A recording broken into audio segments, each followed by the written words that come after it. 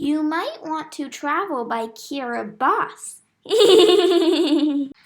First of all, it is pronounced Kiribati. Yes, it is. The letters T-I make the S sound here. Kiribati is spread out over a large area, and the country is split into 3 island chains. The Gilbert Islands in the west have most of the population and include South Tarawa, the capital and most populous island. The Phoenix Islands in the center are mostly uninhabited, and the 3rd island chain is the remote eastern Line Islands. All but one of the islands, Banaba, are thin and very low elevation atolls. Most of the islands with a somewhat large population have airports, and Air Kiribati flies to many of the Gilbert Islands. Kiribati is the only country to span 4 hemispheres. Kiribati was a former, you guessed it, British colony, and English is an official language, but the main language is Gilbertese. People from Kiribati are called Kiribati or Kiribati, I don't know how to pronounce it, not Kiribatis or Kiribatian. Most Kiribati people are Christian, but not all. Kiribati still maintains older cultural beliefs and myths, including the story of Nariao, the spider that created the world.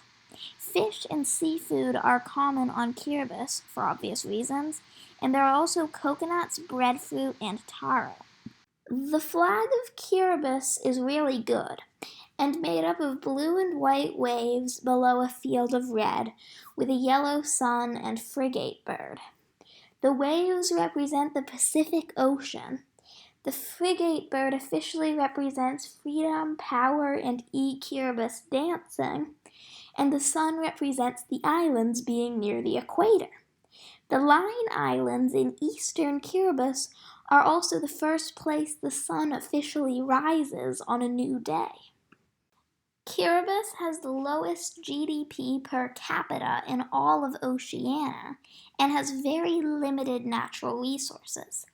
The remoteness and isolation of the islands makes business and tourism more difficult, though tourism does contribute to the economy. Agriculture and fishing are still important as well. The Australian dollar is the national currency.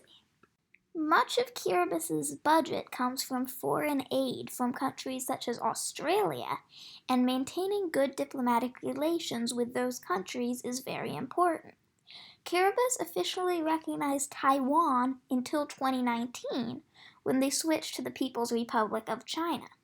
Kiribati is not currently involved in any conflicts. Kiribati is a multi-party democracy, and the current president is Taneti Mamau.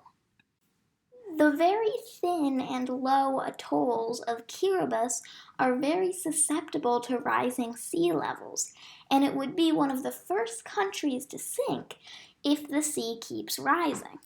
The only island that is not a low-lying atoll is Banaba, which also has the highest point of the country, but it was badly exploited by colonial powers for phosphate mining. The atolls are mostly tropical forest, with beaches along the large coastal area. Christmas Island in the Line Island chain is the largest island by land area. Kiribati is home to no native land mammals, with all native mammals being whales. Kiribati also has turtles and lizards. The national bird is the frigate bird, and it is also the bird on the flag. The Bokiko-kiko, or Christmas reed warbler, is endemic to the Line Islands.